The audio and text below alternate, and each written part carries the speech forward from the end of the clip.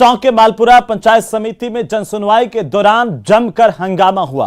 12 से ज्यादा जनप्रतिनिधियों ने भारतीय जनता पार्टी के सांसद सुखबीर सिंह जौनपुरिया की जनसुनवाई का विरोध शुरू कर दिया। हंगामे के बीच बीजेपी विधायक कन्हैयालाल आग बबूला हो गए और जनप्रतिनिधियों को जमकर खरी खोटी सुनाई। दरअसल सांसद की पहले की गई घोषणाओं की राशि अब तक नहीं मिलने से पंचायत समिति के प्रतिनिधि सरपंच नाराज हैं और इसी के चलते उन्होंने ये मुद्दा उठाया, जिससे हंगामे की स्थितियां पैदा हो गई। मौके पर पुलिस बुलानी पड़ी।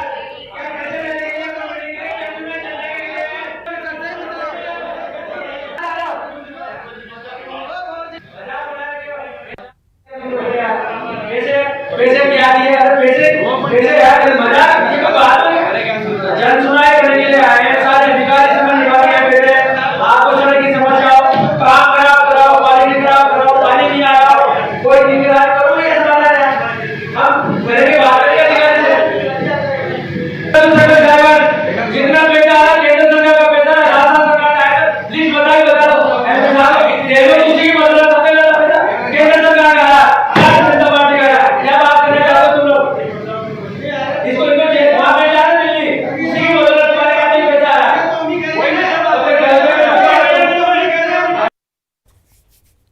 तो वहीं जयपुर से सटे दूदू थाना इलाके में उस वक्त सनसनी फैल गई जब एक कुएं में एक के बाद एक 5 शव मिले। शव मिलने की सूचना पूरे इलाके में आग की तरह से फैल गई और मौके पर भीड़ जमा हो गई। खबर मिलते ही एएसपी दिनेश शर्मा समेत पुलिस के आला अधिकारी मौके पर पहुंचे। पुलिस ने डॉग स्क्वाड, एफएसएल और एमओबी टीम को मौके पर बुलाया, जिसके बाद शवों को बाहर निकालने की कार्रवाई शुरू की गई। बताया जाता है कि छापिया के मेणों के मोहल्ले में रहने वाली कमलेश देवी, कालू देवी और ममता देवी अपने 2 मासूमों के साथ 25 मई को अचानक घर से लापता हो गई थी, जिसकी गुमशुदगी की रिपोर्ट परिजनों ने दर्ज करवाई और इस मामले को लेकर धरना प्रदर्शन भी किया था। पुलिस महिलाओं और मासूमों को तो ढूंढ पाती, उससे पहले ही 5 के शव कुएं में बरामद किए गए। जानकारी के मुताबिक तीनों महिलाएं सगी बहनें थीं और फिलहाल ये पता नहीं चल पाया है कि महिलाओं ने आखिरकार आत्महत्या की है या फिर इनके साथ कोई अनहोनी हुई है। पुलिस मामले के तमाम पहलुओं को ध्यान में रखकर जांच कर रही है। तीनों महिलाओं की तलाश की थी। पता चला कि परिवार में, ससुराल में पति पत्नी के आपस में किसी बात को लेकर विवाद हुआ था। उसी विवाद को लेकर आवेश में आकर, और ये तीनों बहनें जो सगी बहनें थी, बीच की बहन जो ममता थी, उससे अपने पति से विवाद हुआ। उस विवाद आक्रोश में आकर तीनों एक साथ निकल गए। जिनको हम तलाश कर रहे थे, तो आज गांव से काफी दूरी पर जो सुनसान इलाका है और उसके कुएं में तीनों की डेड बॉडी। चलिए आगे बढ़ेंगे। आबू रोड में गैंगरेप की वारदात के बाद पुलिस की कार्यशैली पर सवाल उठ रहे हैं। अब बीजेपी की युवा महिला नेता हिरल ने इस मामले में राज्य सरकार से निष्पक्ष जांच कराने की बात कही है और इसके साथ ही उन्होंने दोषियों को सख्त से सख्त सजा की मांग की है। आबू रोड में 23 तारीख को कोटेश्वर महादेव मंदिर के पास में आदिवासी विवाहिता महिला को जबरन शराब पिलाकर के उसके साथ दुष्कर्म की वारदात को अंजाम दिया गया था, जिसके बाद लोगों में लगातार आक्रोश है। आबू रोड में 2 महीने में ये गैंगरेप की दूसरी वारदात है। महिला और उसके परिजनों ने आबू रोड सदर थाने में आरोपियों के खिलाफ मामला दर्ज करवा करके न्याय की मांग की है। तो वहीं पुलिस ने महिला का मेडिकल करवाया है, आगे की कार्रवाई की जा रही है। हाल ही में आबू रोड में एक महिला के साथ में दुष्कर्म का मामला सामने आया है, जिसमें कुछ लोगों ने मिलकर इस दुष्कर्म को अंजाम दिया एक विवाहित महिला के साथ। ये एक लौता मामला नहीं है, सिरोही जिले में आए दिन ऐसे मामले पाए जाते हैं और जिसपे पुलिस प्रशासन कोई भी सख्ती नहीं बरत रहा है। और मैं एक महिला होने के नाते राजस्थान सरकार से ये मांग करती हूँ कि उस महिला को जल्द से जल्द न्याय दिलाया जाए और ऐसे दुष्कर्मियों को बेनकाब करके उनकी नकल कसी जाए, जिससे आने वाले समय में किसी भी महिला के साथ में ऐसा कुछ ना हो। तो वहीं बूंदी के पोक्सो कोर्ट ने 2 साल पुराने दुष्कर्म के मामले में बड़ा फैसला सुनाया है। कोर्ट ने इस मामले में 2 आरोपियों को 20-20 साल की सजा और 60,000 के अर्थदंड से दंडित किया है। इस मामले में पीड़ित के परिजनों की ओर से सदर थाने में एक रिपोर्ट दर्ज करवाए जाने के बाद हरकत में आई सदर थाना पुलिस की ओर से दोनों आरोपियों को गिरफ्तार कर न्यायालय में पेश किया जाना था और चालान पेश किया गया था। तो कोर्ट ने 60,000 का जुर्माना लगाया है। दुष्कर्मियों को सजा सुनाई, 20 साल की सजा सुनाई गई है। सुनाते हुए आरोपी अनीस पुत्र श्री अनवर हुसैन, जाति मुसलमान, उम्र 32 साल, निवासी तालाब गाँव,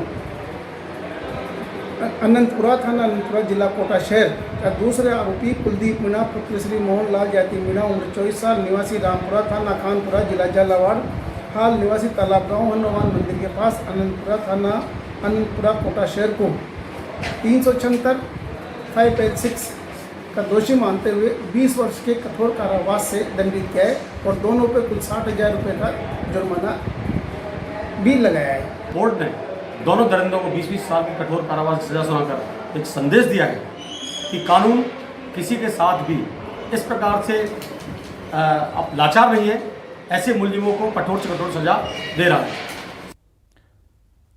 वहीं राजस्थान में अगले एक सप्ताह में कोयले की आपूर्ति सुचारू नहीं होती है तो आने वाले सप्ताह में राजस्थान में बिजली संकट गहरा सकता है। ऐसा क्यों है आखिरकार, इस रिपोर्ट में देखिए।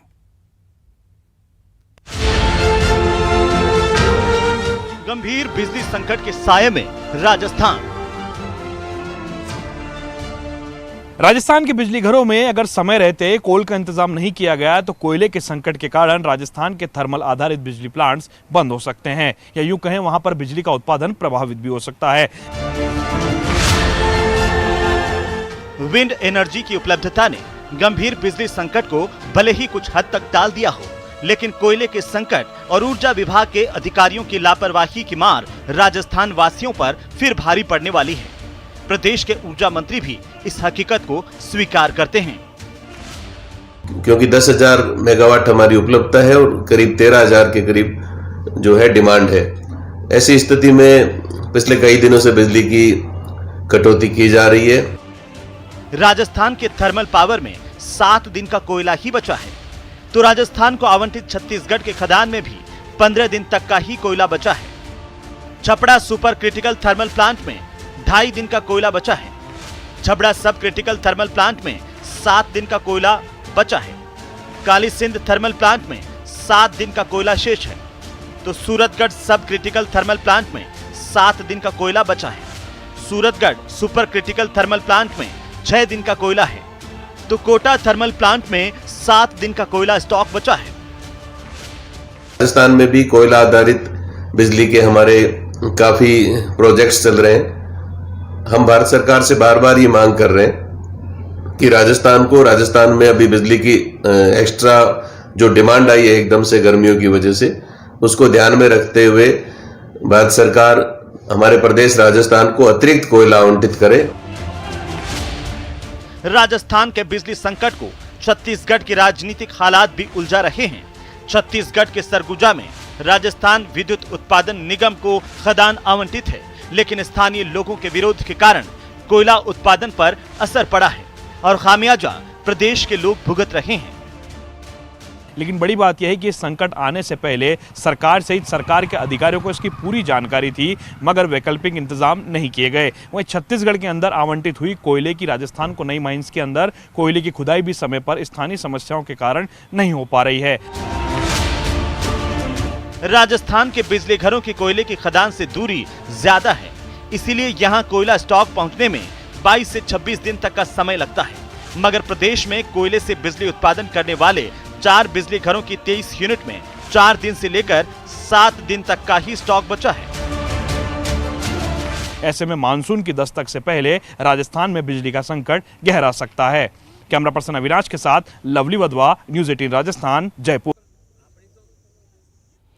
तो वहीं टोंक जिले के देवली पुलिस थाने में जमीनी विवाद को लेकर के समझाइश के लिए बुलाए गए 2 पक्ष आपस में भिड़ गए।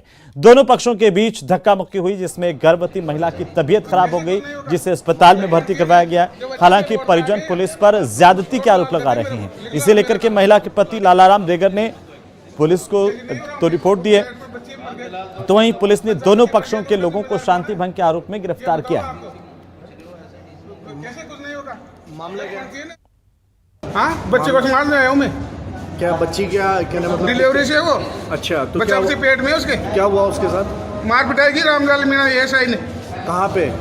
देवली थाने में, पुलिस थाने में। हाँ, दोनों लेडीज तो ये थी और एक राम सिंह ऐसे कुछ नाम था उसका, जिसने मेरे मुंह पे 2 बार रैपट मारी थी खींच के। मेरी मम्मी के भी मारी थी, इसके नाकों में से खून आ गया, तो मुंह को साफ करवा दिया सर इनके। में देवली गांव और ऊंचा गांव के कोई ज़मीन का आपसी में दोनों पड़ोसियों का विवाद है। ज़मीन उसका डिस्प्यूट है बंटवारे को लेके।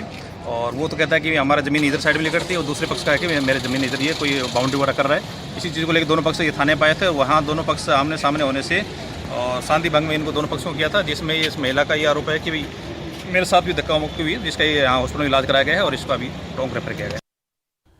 तो वहीं नागौर जिले के डेगाना क्षेत्र के जाखेड़ा गांव की गौशाला में 3 दर्जन से ज्यादा गायों की मौत हुई है, जबकि बड़ी संख्या में गायें अभी भी बीमार हालत में हैं। जाखेड़ा के सेठ बंकटलाल मालू गौशाला में एक साथ इतनी संख्या में गायों की मौत से ग्रामीणों में भारी नाराजगी है। नाराज ग्रामीणों ने गौशाला में गायों को खराब चारा खिलाने के आरोप लगाए हैं। एक साथ बड़ी संख्या में गायों की मौत की सूचना पशुपालन विभाग को मिली तो पशु चिकित्सकों की टीम मौके पर पहुंची, जहां पशु चिकित्सकों की टीम ने बीमार गायों का इलाज किया है। गायों की मौत किन वजहों से हुई है, इसके लिए गायों का पोस्टमार्टम किया गया है। मौत की असली वजह का खुलासा पोस्टमार्टम की रिपोर्ट आने के बाद ही हो पाएगा, लेकिन जिस तरीके से गौशाला प्रबंधन पर सवाल खड़े हुए हैं कि आखिरकार क्या उन्होंने वाकई गायों की रखरखाव में लापरवाही बरती है। आखिर 3 दर्जन गायों की मौत का जिम्मेदार कौन है, ये अपने आप में एक बड़ा सवाल है। और सवाल इस बात को लेकर के भी कि क्या गौशाला में गायों को खराब चारा खिलाया गया। गायों के नाम पर जो अनुदान आता है आखिरकार उसको कौन खा रहा है, जो गायों तक नहीं पहुंच पा रहा, और क्या इसी लापरवाही की वजह से इतनी गायें एक साथ मौत के मुंह में समा गई। तो गायों की एक साथ इतनी संख्या में मौत होने को लेकर के सवाल उठ रहे हैं। मसलन एक साथ 3 दर्जन गायों की मौत आखिरकार कैसे हुई, बीमार गायों का समय पर इलाज आखिर क्यों नहीं हुआ, और क्या गौशाला में गायों को खराब चारा खिलाया गया, क्या गौशाला में गायों के रखरखाव में लापरवाही बरती गई। ये तमाम सवाल हैं जो अपना जवाब मांग रहे हैं। और अब बात गर्मी की। भीषण गर्मी से गौवंश को राहत देने के लिए झालावाड़ की श्री कृष्ण गौशाला संचालकों ने एक अच्छी पहल की है। गौशाला के संरक्षक शैलेंद्र यादव ने गौशाला के सभी 5 काउ शेड्स में 21 कूलर और पंजाब से मंगवाए गए ड्रिपिंग कूलिंग सिस्टम स्थापित किए हैं। स्थानीय नागरिकों की ओर से गौशाला संचालकों के इस प्रयास की सराहना की गई है और वहीं अब और भी भामाशाह इसमें सहयोग करने के लिए आगे आ रहे हैं।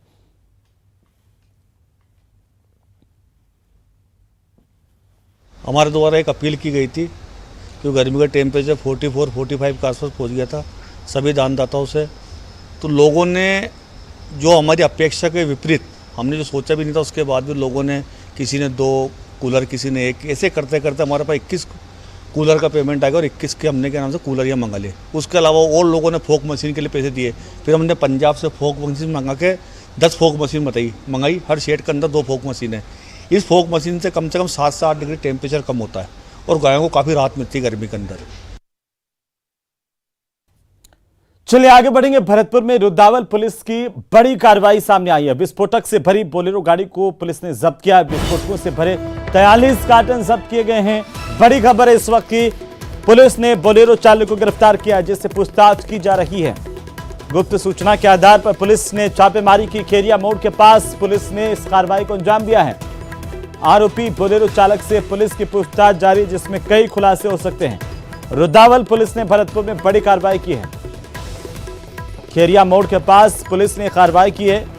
आरोपी की गिरफ्तारी की गई है। आरोपी चालक से पुलिस की पूछताछ जारी है। ये बड़ी खबर है। भरतपुर की रुद्रावल पुलिस ने बड़ी कार्रवाई की है। विस्फोटकों से भरी बोलेरो को जब्त किया है। जानकारी के अनुसार विस्फोटकों से भरे 43 कार्टन पुलिस ने जब्त किए हैं। पुलिस ने बोलेरो चालक की गिरफ्तारी की है। इतनी बड़ी तादाद में विस्फोटक कहां से लेकर के आ रहा था, कहां सप्लाई किया जाना था, क्या इसके पीछे कोई बड़ी गैंग है, ये तमाम सवालों को लेकर के पुलिस पूछताछ कर रही है। पुलिस को उम्मीद है कि कई अहम खुलासे इस आरोपी चालक से हो सकेंगे। बड़ी खबर है इस वक्त की। तो पुलिस ने विस्फोटकों से भरी बोलेरो गाड़ी जब्त की है, चालक की गिरफ्तारी की है। चलिए आगे बढ़ेंगे और इसी बीच एक और बड़ी खबर, मलबे में दबकर 2 लोगों की मौत होने की खबर मिल रही है। भरतपुर के रुद्रावल थाना इलाके की घटना है। मलबे में दबकर 2 बालिकाओं की मौत होने की जानकारी इस वक्त सामने आ रही है।